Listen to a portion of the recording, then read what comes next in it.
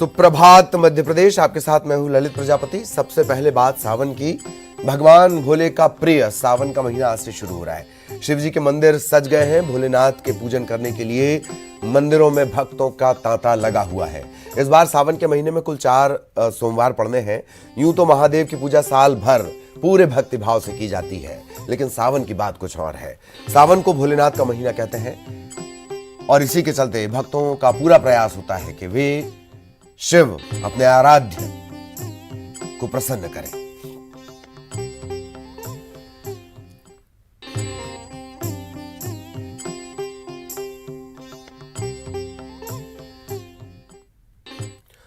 और शिव भक्तों के लिए आज से विशेष दिनों की शुरुआत, क्योंकि आज से सावन की शुरुआत 12 अगस्त तक सावन का यह महीना चलेगा।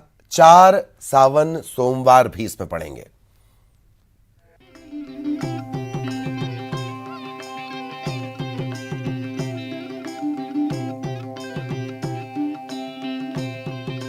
सावन का महीना जब पूरी सृष्टि शिवमय ओममय हो जाती है और भक्त भगवान भोलेनाथ को प्रसन्न करने में लगे रहते हैं, उनकी आराधना करते हैं। कहा जाता है कि वर्षा काल में भगवान विष्णु क्षीर सागर में जब आराम करने जाते हैं तो पूरी सृष्टि का भार भगवान भोलेनाथ पर आ जाता है और इस दौरान वे ही सृष्टि के पालनहर्ता होते हैं। ऐसे में इस बार सावन मास की शुरुआत गुरुवार से हो रही है और ये मास 12 अगस्त तक चलेगा, जिसमें 4 श्रावण सोमवार भी पड़ेंगे। लिहाजा भक्तों के साथ मंदिरों में भी सावन मास को लेकर खासी तैयारियां की गई हैं, क्योंकि बीते 2 सालों से कोविड के चलते कई प्रतिबंध लगाए गए थे। सोशल डिस्टेंसिंग को ध्यान में रखते हुए हर व्यक्ति को मास्क का और सैनिटाइजर हम रखेंगे, ये सुविधा रहेगी। और एक एक करके लाइन से मंदिर में जाएंगे, लाइन से दर्शन करके वापस आएंगे। और 4 सोमवार पड़ रहे हैं, चारों सावन सोमवार हमारा विशेष भोलेश्वर मंदिर में श्रृंगार रहता है। हालांकि कोविड के मामलों में इजाफे की तस्वीर भी बन रही है, लेकिन अभी प्रतिबंध न लगाते हुए प्रशासन ने मंदिर प्रबंधन से चर्चा कर मंदिरों में कोविड प्रोटोकॉल का पालन करने के लिए कहा है। और जो पब्लिक प्लेसेस है और जो ऐसे सोशल गैदरिंग्स है जहाँ पे भीड़ होती है, वहाँ पे भी सभी जो संस्था के आयोजक हैं उनको हम लोग जब भी अनुमति देते हैं तब उनको सूचित करते हैं कि इन मापदंडों का आपको पालन करना पड़ेगा। तो वर्तमान में अभी फोकस सोशल डिस्टेंसिंग पे। अभी वर्तमान में हम लोगों ने केवल सभी संस्थाओं को, सामाजिक संस्थाओं को अपील किया है कि वो सोशल डिस्टेंसिंग का पालन करें। इधर प्रशासन के निर्देशों के बाद मंदिरों में भी ऐसी ही तैयारियां की गई हैं ताकि भक्त भोले बाबा के दर्शन भी कर पाएं, उनका अभिषेक भी कर पाएं और कोविड नियमों का पालन भी होता रहे। और ऐसे में हम भी यही अपील करते हैं कि कोविड के नियमों का पालन करते हुए सावन में भोले बाबा की भक्ति भी करते रहें। युगल तिवारी, न्यूज़ 18, रायपुर।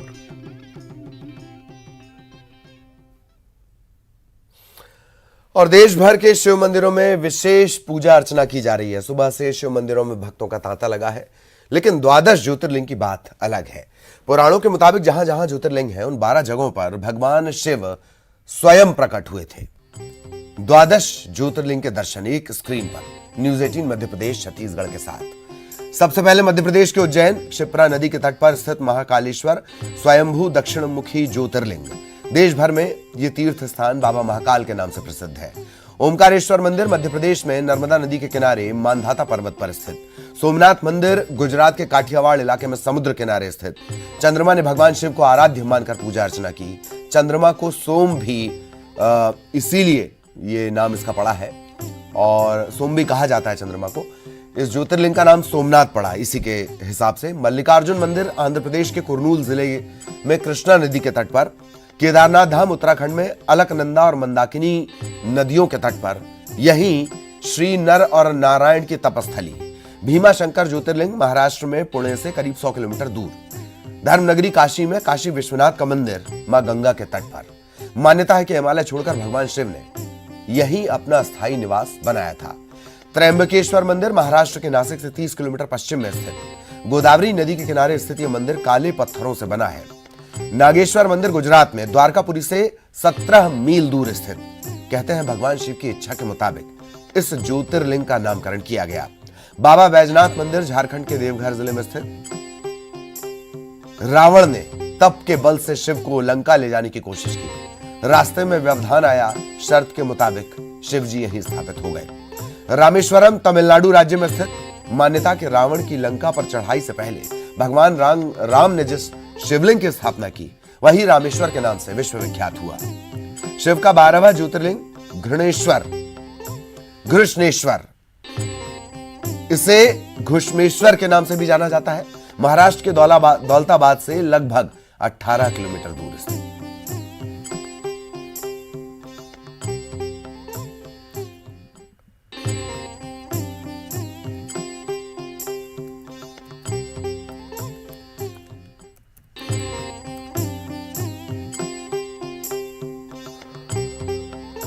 तो 12 ज्योतिर्लिंग के दर्शन आपने किए। हर मंदिर का अपना महत्व, भक्त और भगवान के रिश्ते, मंदिरों से ज्यादा आत्मा का जुड़ाव, और इसीलिए अब मंदिर आपको लिए चलेंगे। मंदसौर आपको लिए चलेंगे, अद्भुत मंदिर पशुपतिनाथ का। नरेंद्र धनुतिया हमारे साथ जुड़े हुए हैं, राजीव टीकमगढ़ से हमारे साथ जुड़े हुए हैं, दोनों हमारे सहयोगी, उनके पास आपको लिए चलेंगे। नरेंद्र, सबसे पहले आपके पास अद्भुत मंदिर में इस वक्त आप खड़े हुए हैं, दर्शन कराएं। भक्तों के पहुंचने का सिलसिला भी शुरू होगा, वो भी बताएं नरेंद्र। जी ललित जी, श्रावण मास का पहला दिन है और आज भगवान शिव की आराधना का दिन शुरू हो गया है। आप देख सकते हैं कि मेरे पीछे भगवान शिव की अष्टमुखी प्रतिमा, सबसे पहले अपन दर्शकों को दर्शन कराते हैं कि यहाँ भगवान शिव का जो ये मुख आप देख रहे हैं, दक्षिण मुख जो है उसके दर्शन कर पा रहे हैं आप। और यहाँ भगवान शिव की सुबह 5 बजे से आराधना शुरू हो गई है और यही भगवान शिव का एक विशेषता है कि 12 ज्योतिर्लिंग तो दुनिया भर में लोगों ने देखे हैं, लेकिन एक महालिंग के रूप में जिसमें भगवान शिव 8 मुखों के रूप में यहाँ पर विराजित है और यही भगवान शिव का स्वरूप आप देख पा रहे हैं। और हमारे साथ मंदिर के पुजारी कैलाश जी भट्ट मौजूद हैं, उनसे पूछते हैं। पंडित जी, श्रावण मास का पहला दिन है, कितना उत्साह लोगों में देखा जा रहा है?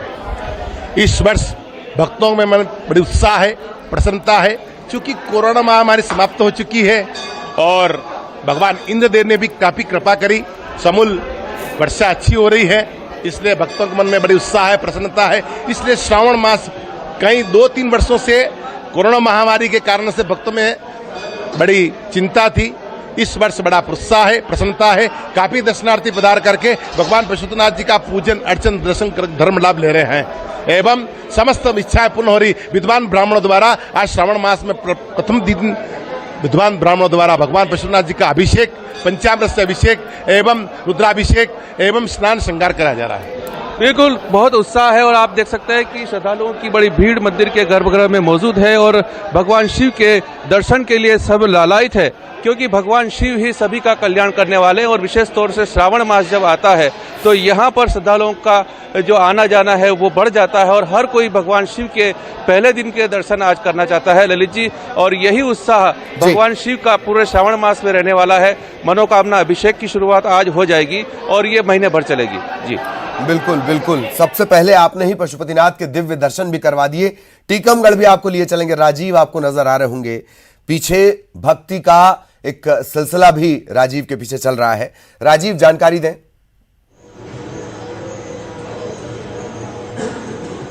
देखिए ललित, टीकमगढ़ का शिवधाम कुंडेश्वर मंदिर है, अति प्राचीन मंदिर है। यहाँ बाबा महादेव स्वयं प्रकट हुए थे। आज सावन का पहला दिन है, सुबह से ही भक्तों का यहाँ आना शुरू हो गया है। आप देख रहे हैं मेरे पीछे सुबह 4 बजे से यहाँ पे भक्तों का आना शुरू हो जाता है। महादेव के दर्शन के लिए लोग सुबह से पहुंच रहे हैं, बाबा महादेव को जल अर्पित कर रहे हैं। और सबसे बड़ी बात यह है कि पूरे सावन भर यहाँ विशेष आयोजन होता है बाबा महादेव के दर्शन के लिए। पूरे बुंदेलखंड से श्रद्धालु और दूर दूर से श्रद्धालु यहाँ आते हैं। बुंदेलखंड का यह सबसे प्रसिद्ध मंदिर है शिवधाम कुंडेश्वर मंदिर, जहाँ महादेव स्वयं प्रकट हुए थे कुंडेश्वर मंदिर में, जिसके बाद यहाँ सिलसिला भक्तों का लगातार चल रहा है। सावन माह में यहाँ पूजा अर्चना का विशेष महत्व होता है। ऐसा कहा जाता है कि जो भी सावन माह में बाबा महादेव की आराधना करता है उसकी हर मनोकामना बाबा पूरी करते हैं। आप देख रहे हैं सुबह से बाबा महादेव के दर्शन के लिए श्रद्धालु पहुंच रहे हैं, जल अभिषेक कर रहे हैं, दूध दही से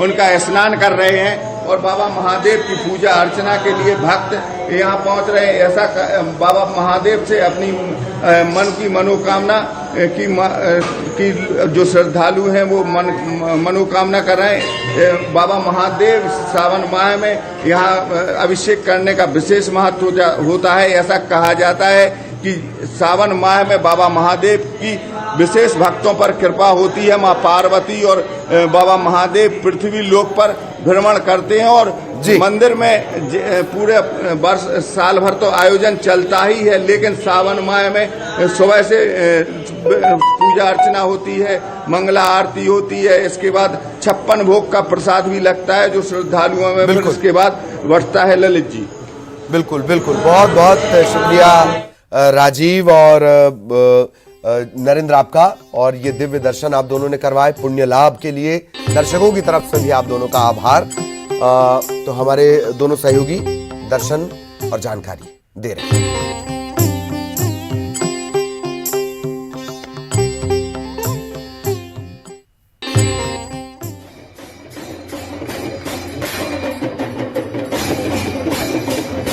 और अब बाबा महाकाल के दिव्य दर्शन कर लीजिए। बाबा महाकाल, कालों के काल, इनके बारे में क्या शब्दांजलि इन्हें दी जाए। संपूर्ण सृष्टि का केंद्र, कालों के काल महाकाल, आरती की तस्वीर। आनंद लीजिए भक्ति भाव में डूबकर।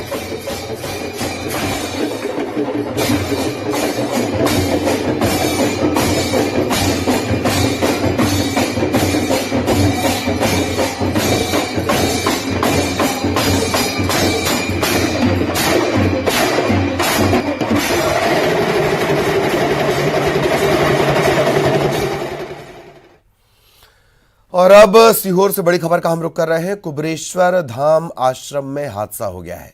भोजनशाला का टीन शेड गिरा है। ये जो कुबरेश्वर धाम आश्रम है ये पंडित प्रदीप मिश्र का है। बेलपत्र शहद लगाकर चाटने की जिन्होंने सलाह दी थी और रुद्राक्ष बांटने के दौरान भी अव्यवस्थाएं हो गई थी। उन्हीं का ये आश्रम है। भोजनशाला का टीन शेड गिरा है। एक श्रद्धालु की मौत हुई है, महिला श्रद्धालु ये बताई जा रही है, इनकी मौत हुई है। 12 घायल हुए हैं। गुरु पूर्णिमा पर लोग यहाँ पर जुटे हुए थे। कथावाचक पंडित प्रदीप मिश्रा का यह आश्रम है। घायलों को जिला अस्पताल ले जाया गया। तेज बारिश के बीच बड़ा हादसा हुआ। आश्रम में अफरा तफरी के हालात बने। 2 श्रद्धालुओं की हालत गंभीर है। भोपाल इन्हें रेफर किया गया।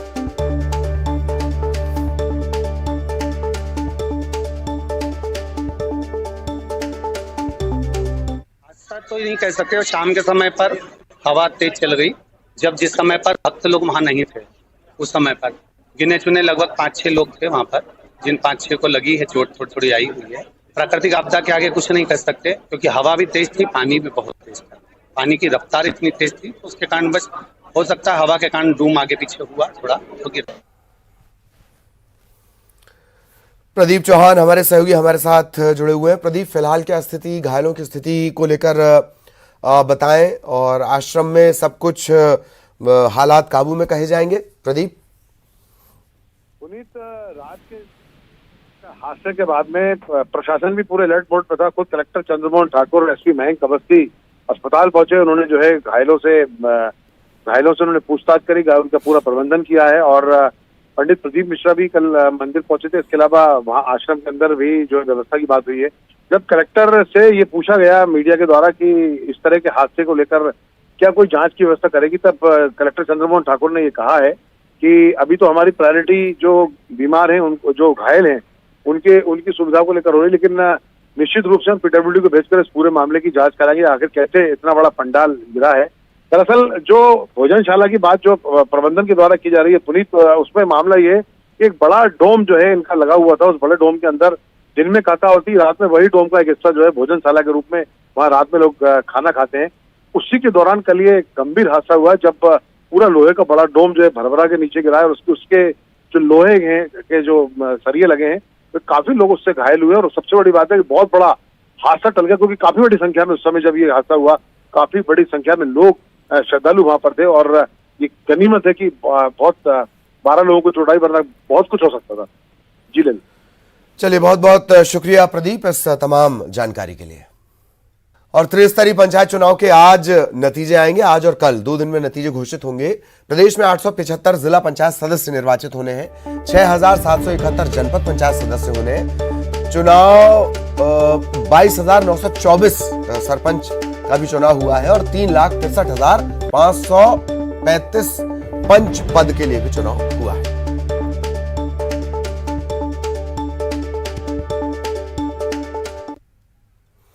और राजधानी पहुंचे हैं यूपीए के राष्ट्रपति पद के उम्मीदवार यशवंत सिन्हा। कांग्रेस विधायक दल की बैठक में वो शामिल होने वाले हैं। कमलनाथ, गोविंद सिंह, ये तमाम लोग मौजूद रहेंगे इस बैठक में। निर्दलीय और बीएसपी के विधायक भी इस बैठक में शामिल होंगे। अशोका लेक व्यू होटल में ये बैठक होनी है।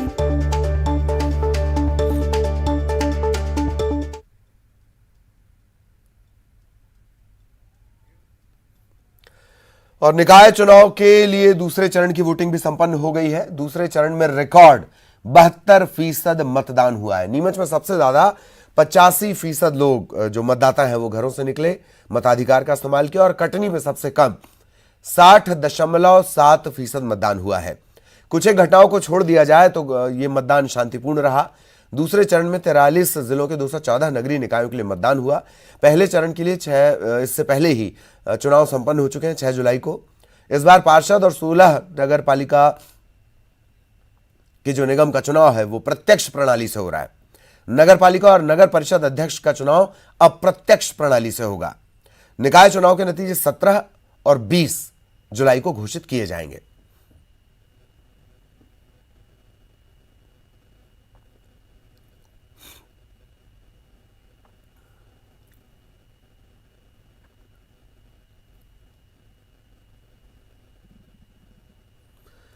और निकाय चुनाव को लेकर कमलनाथ की आशंका पर गृहमंत्री नरोत्तम मिश्रा ने जवाब दिया। उन्होंने कहा कि चुनाव में हार की आशंका से कांग्रेस घबरा गई है। नरोत्तम मिश्रा ने निकाय चुनाव में बड़ी जीत का दावा किया। उधर राष्ट्रपति पद की उम्मीदवार द्रौपदी मुर्मू 15 तारीख को भोपाल आ रही हैं। गृहमंत्री ने कहा कि उनका भव्य स्वागत किया जाएगा।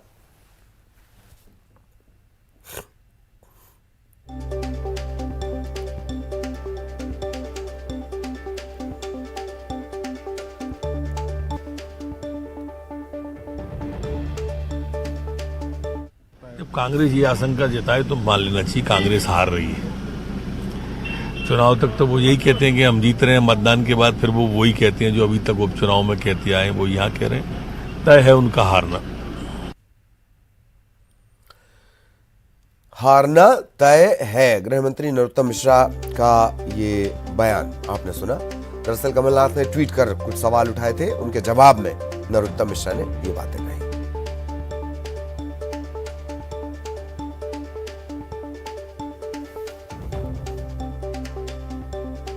और इसी के साथ इस बुलेटिन में इतना ही। खबरें जारी रहेंगी।